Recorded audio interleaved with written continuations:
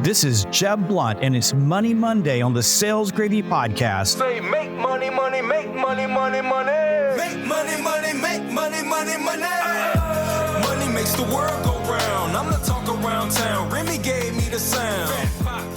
Welcome back to the Sales Gravy Podcast. I'm Jeb Blunt Jr., and it's Money Monday. So I'm sitting in for Jeb Blunt, and today's story, we're going to cover how a logical idea lost the human sale. But before we dive in, I want to make sure that you have an opportunity to go to outboundconference.com and go ahead and get your tickets for the biggest, baddest sales conference on earth.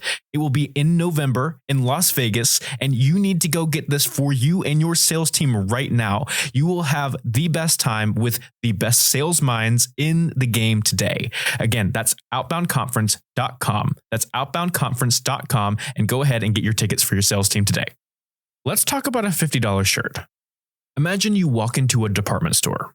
You see a shirt, and the tag says $50. You look at it, maybe you shrug, maybe you move on. It's just a number. It's a transaction.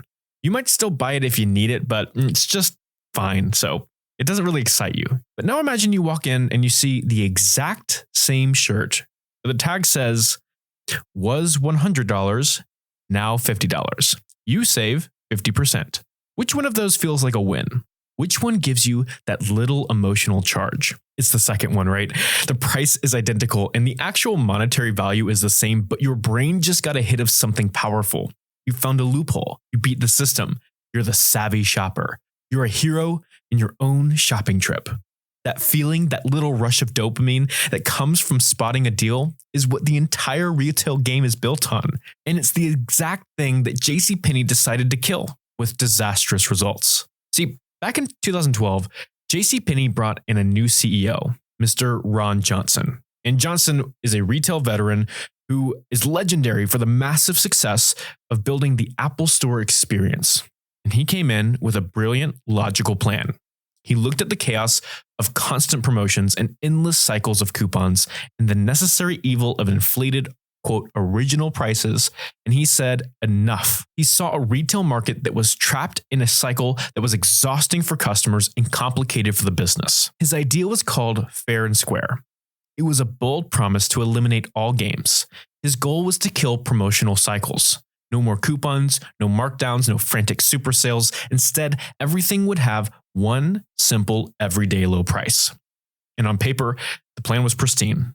That shirt that was once sold originally as $100 but is now $50 would simply be priced at $50. He was betting directly on the rationality of the American consumer, believing that transparency and honesty would outweigh the fleeting excitement of a coupon. But Johnson failed to understand the unwritten rules of consumer psychology. The market's response was brutal and immediate, as it often is. Within a year, JCPenney's sales plummeted by 25%. The company lost a reported total of $1 billion, and its stock price was in complete freefall. So Johnson was swiftly ousted.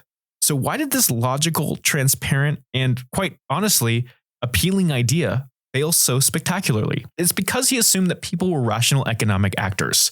He was selling logic when his customers were buying a feeling. And for decades, JCPenney's loyal customers had been playing a game. They scrutinized flyers, they drafted lists, they timed the stores, they clipped the coupons. The weekly coupon wasn't just a discount, it was a ritual. It was their inside track to exclusive savings, their permission slip to shop, and a badge of honor for their savvy. Johnson eliminated the coupons and the sales, and in doing so, he stripped away their role in the ritual. He took the pieces off the board. The thrill of the hunt was gone.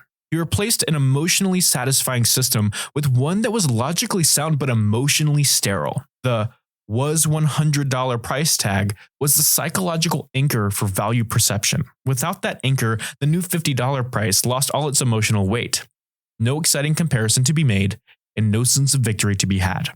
This is where the JCPenney disaster becomes a massive cautionary tale for every sales professional in the B2B world. Your prospects are just like those savvy shoppers. They're buying a feeling, not a product. They're looking for the feeling of being in control of their budget, the thrill of finding an elegant solution to a messy problem, or the self-satisfaction of making a smart decision that impresses their boss. They want to win. When you strip away the process, when you try to force them into a new, more efficient flow without their input, they don't see the gain. They feel the pain of loss. This is a powerful psychological principle known as loss aversion. The pain of losing something is twice as powerful as the pleasure of gaining something equivalent. They feel like you've taken away their ritual, their control, their power. They feel shortchanged. And for your customers, that specific rep that they always work with, the discount that they've always received, or the personalized check-ins is their ritual. It gives them a sense of control and predictability in a complex purchasing landscape.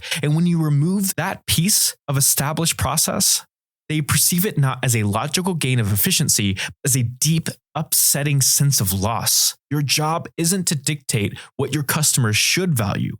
It's to understand what they already value. And then your job is to make them the hero who found the perfect high-value solution. Look, we all know that sales is a human endeavor. The core truth of it is that decisions are made with emotion first, and then logic comes in second to back them up. Your ideal customer might not clip coupons, but they are a deal hunter. They want to feel smart, capable, and in control, and your role is to make that happen. So most importantly, don't sell logic when your customer is buying a feeling. Your biggest mistake is thinking that the product, services, the features, the benefits, the logic are going to get the deal across the finish line. Here are some practical applications that you can take from this podcast today. As a sales rep, or if you're working with your sales team, identify your customers' rituals. Learn how they operate, how they rely on specific reps or particular reporting cadences. But remember, you also need to make sure that you understand all of those rituals so that you can bend win probability in your favor. Your job is to mold their buying process into your sales process. And this is a lot easier when you know how they like to buy. Frame the win that they can own. Position your solution and help your teams position their solution so that the customer feels like they're in control in achieving victory. Helping them build a business case that makes them look brilliant internally can help shift focus from the logic and highlight the emotional outcomes that they are going to see. You should focus on their success and not your product's features. And remember, the last piece is you can guide, but do not force. Lead your customers and your prospects towards better outcomes without taking away their sense of control. Instead of forcing a full switch to your system, collaborate on how your solution can enhance their existing trusted process, making them feel like a collaborator and not just a passenger. This JCPenney story is so powerful because it reminds us that your sales success is not about selling a product or service at the most perfect pricing or getting the right logical strategy in place. Your success is about guiding your customers to their own psychological victories. This has been Jeb Blunt Jr. on the Sales Gravy Podcast and another Money Monday. And remember, if you've gotten this far, please give us a 5-star review on Spotify and Apple Music. Leave us a review.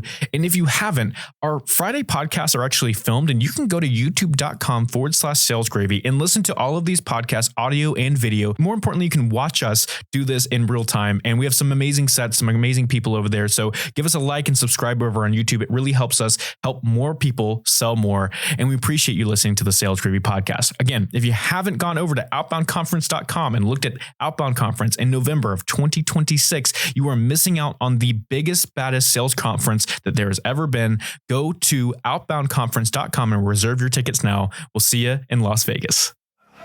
Survival of the fittest, you can sink or swim. I've been broke, I ain't never going back again. I need some C notes, some cheddar, and a stack of ends. I need a bowl of dough, I don't need no Facebook friends. I need a pack of them snaps, a handful of Fetty Wops, and rubber band on my greenbacks. Look, dawg, don't be playing with my paper. I need every red cent, that's why I brought my little scraper. Money, money, money, money.